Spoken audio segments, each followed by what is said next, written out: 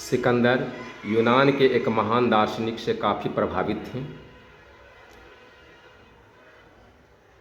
वह दार्शनिक अरस्तु नहीं था, बल्कि कोई और था। अभी हम लोग उस महान दार्शनिक एवं सिकंदर के वार्तालाप की कहानी को समझेंगे, तो वहीं उस दार्शनिक के अति संक्षेप में दर्शन को भी जानेंगे। किसी भी व्यक्ति के जीवन के उत्कर्ष के लिए महान दर्शन की आवश्यकता होती है। बात उन दिनों की है जब ईसा मसीह भी जन्म नहीं लिए थे।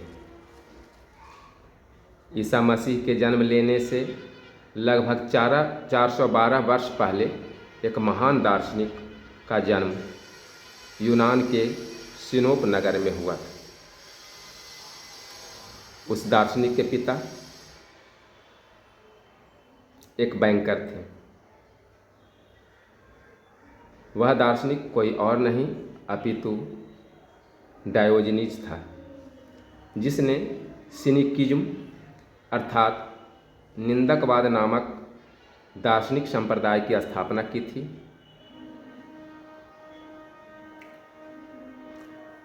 डायोजनीज का केंद्रीय दर्शन प्रकृति के अनुरूप सरल एवं स्वाभाविक जीवन जीना था। जीवन तर्क एवं सत्य पर आधारित था। एक दिन की बात है, उनकी फकीरी से प्रभावित होकर सिकंदर उनके पास जा पहुंचा और कहा कि मैं आपसे काफ़ी प्रभावित हूं और मैं आपके लिए कुछ करना चाहता हूं। बताइए कि मैं आपके लिए क्या करूं। डायोजनीज ने सिकंदर से कहा कि कृपया आप मेरी धूप के रास्ते से हट जाइए।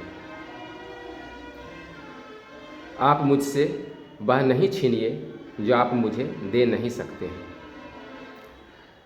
सिकंदर ने डायोजनीज से कहा कि मैं अगले जन्म में आपके जैसा बनना चाहता हूँ।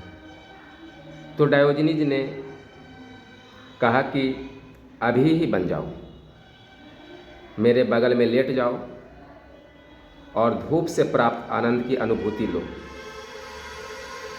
सिकंदर कहता है, मुझे अभी विश्व विजेता बनना है, उसके बाद मैं आप जैसा बनना चाहूँगा।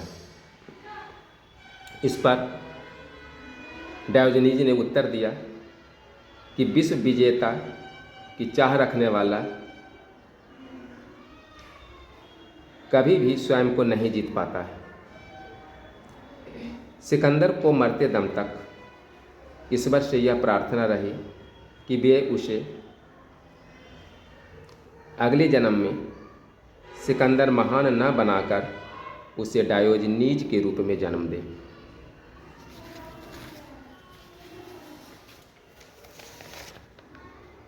डायोजनीज के लिए दुनिया की सबसे खूबसूरत चीज़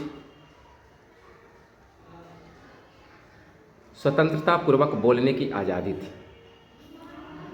उनका कहना था कि जब मैं नाविकों, वैज्ञानिकों और दार्शनिकों को देखता हूँ तो मानव सर्वाधिक बुद्धिमान प्रतीत होता है, लेकिन जब मैं पुजारियों और भविष्यवक्ताओं के रूप में देखता हूँ तो मानव सबसे तुच्छ प्रतीत होता है। डायोजनीज सरल जीवन जीते थे, वे फकीरी में जीते थे, परंतु वे अन्य लोगों को ऐसा करने का आग्रह कभी नहीं किया। लेकिन वे लोगों में आत्मनिर्भरता, निर्भीकता एवं नैतिक उत्कृष्टता के गुण देखना चाहते थे।